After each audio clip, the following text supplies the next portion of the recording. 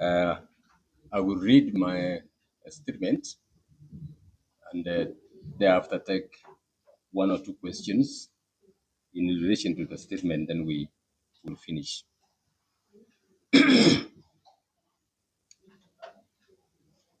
Fellow Kenyans, in this period of pain, of sorrow, and of hurt, we once again send our deepest condolences to Mama Ida Odinga and the entire family of the Right Honorable Raila Amolo Odinga, as well as the Kenyan people on the demise of our icon, a Pan-Africanist and a fighter for social justice.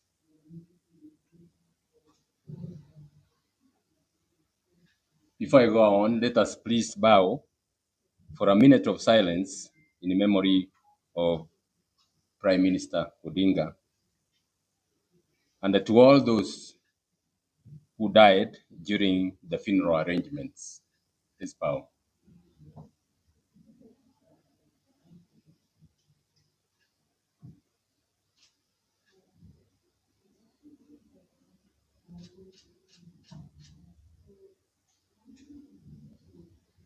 Thank you.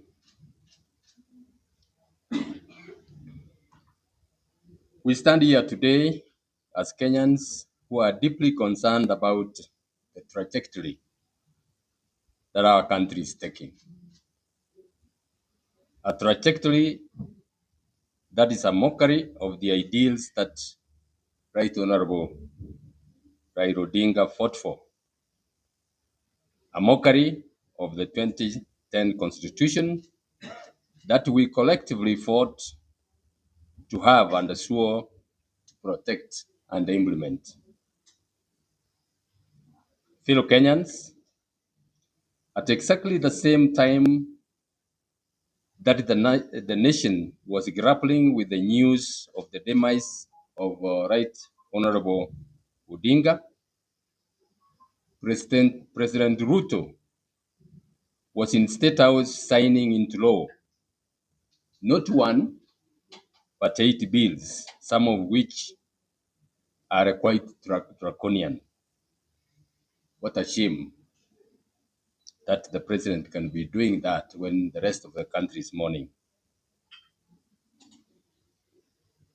The bills include the Computer Misuse and the Cybercrimes Amendment Act, the Privatization Act,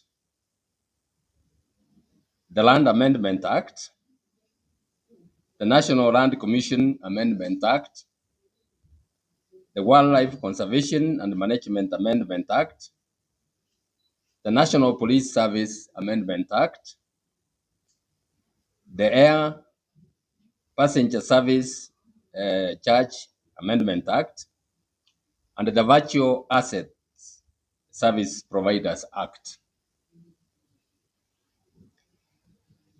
We have carefully reviewed these bills approved by the National Assembly and signed into law by Ruto.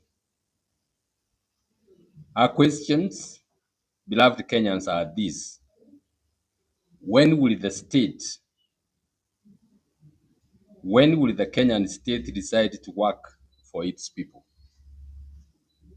How dare the executive and the National Assembly boldly betray the nation and our sovereign will? Today, we will focus on two of these acts and amendments touching on our freedoms and sovereignty. For what is a nation without its sovereign assets and its freedoms?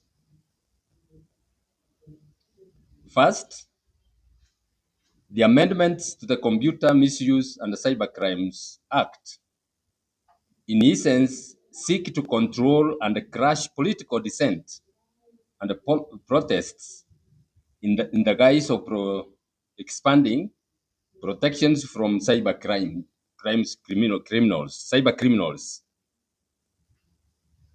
It is not lost to us that in June 2024, when Kenyan youth rose up against the finance bill, President Ruto labeled them criminals and terrorists. The addition of Section 6JA to the Computer Misuse and Cybercrimes Act gives the National Computer Cybercrimes Coordination Committee unconstitutional powers to issue directives to render a website or an app inaccessible for promoting, amongst other things, illegal activities. Simply put, this unconstitutional committee can order the closure of any website, blog, mobile app, Facebook, X, TikTok, YouTube, or Instagram accounts for allegedly promoting illegal activities. This expansion of the powers glaringly lacks provisions for sufficient judicial oversight. This is a direct affront to the rights to fair administration action and fair hearing enshrined in Articles 47 and 50 of our Constitution. It makes this committee the investigator, prosecutor, and the judge, or final arbiter and overlord on the exercise of our celebrated freedoms of speech and the media as provided for in Articles 33 and 34 of our Constitution. It is also worth noting that there was limited public participation in the passage of the bills, with only 3 written memoranda, with all signatories opposed to the amendments. Unsurprisingly, a majority of the MPs yet again ignored those views that they received, even from the relevant ministry. And the president followed suit with signing the amendments into law. These amendments are unconstitutional. They are null and void. And this confirms my assertion that President Ruto has lost legitimacy to continue to lead our beloved country. A president who does not have any regard for the constitution under which he governs has no legitimacy to continue governing this country. We shall not allow the freedoms and the rights of free speech, media, fair hearing, and fair administrative action to be buried silently with Right Honorable Raila Odinga. We are aware that efforts are underway to seek immediate legal redress. We fully endorse those efforts and will render our full support. Fellow Kenyans, on several occasions, I have stressed that in its elaborate corruption scheme, this government is out to outrightly rob Kenyans. This is exactly what the repeal of the Privatization Act 2005 and the enactment of the new Privatization Act is doing. The new act introduces a privatization process mainly in the hands of the executive through the Treasury Cabinet Secretary and the Privatization Authority. It grants the CS Treasury power to create a privatization program which may include an unlimited number of public entities earmarked for privatization. Sections 22 and 23 of that act give the cabinet secretary unfettered power to require the National Assembly to ratify its privatization program within 60 days, failing which the process in the next 30 days will automatically proceed without parliamentary approval.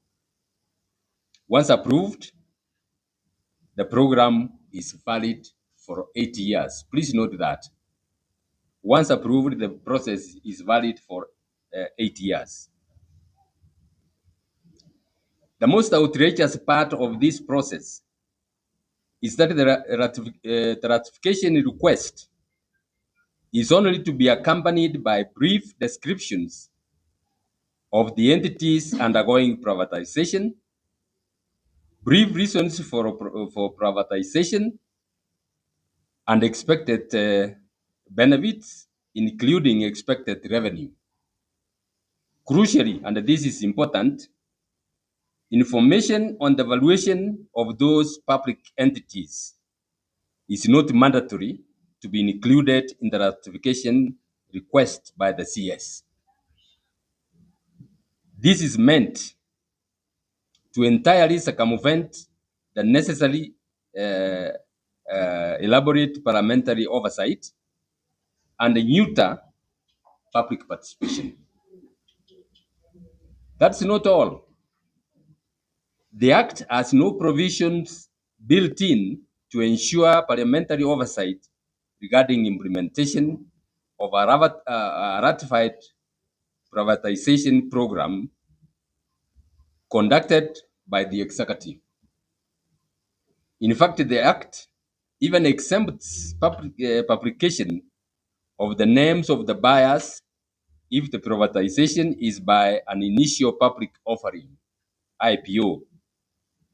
Simply put, if they sell to themselves or their proxies, the Kenyan people will not get to know.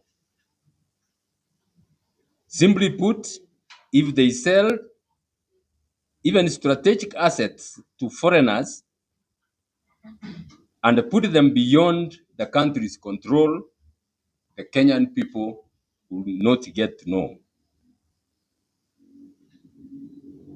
In a nutshell, the new Privatization Act grants the CS authority to auction national assets. The CS Treasury and the Privatization Authority, as we all know, are handmaids of President Ruto. In essence, therefore, the new Privatization Act grants Ruto powers to do what he pleases with national assets, including even strategic assets. What is also clear is that Ruto's government intends to privatize any public entities it wants unchecked until 2032. In its characteristic, inexplicable, and bottomless greed, Ruto's government plans to exceed when it has fully auctioned this country's treasured public entities without meaningful parliamentary oversight and public participation. The Kenya Kwanza regime is currently borrowing over 5 billion Kenya shillings per week. As if that is not enough, it wants in the next 5 years to be on an challenged spree of quick fire sale of public property to the crony capitalists and the proxies of those in power. Kenyans must overwhelmingly come out and say no to this egregious grabbing of public resources. The world is scrambling for Africa's minerals, ports, and lands. Why make our nation vulnerable? Who do you serve? Young Kenyans have already died protesting these injustices. You speak of moving Kenya from third world to first world, yet you destroy its very foundations of sovereignty.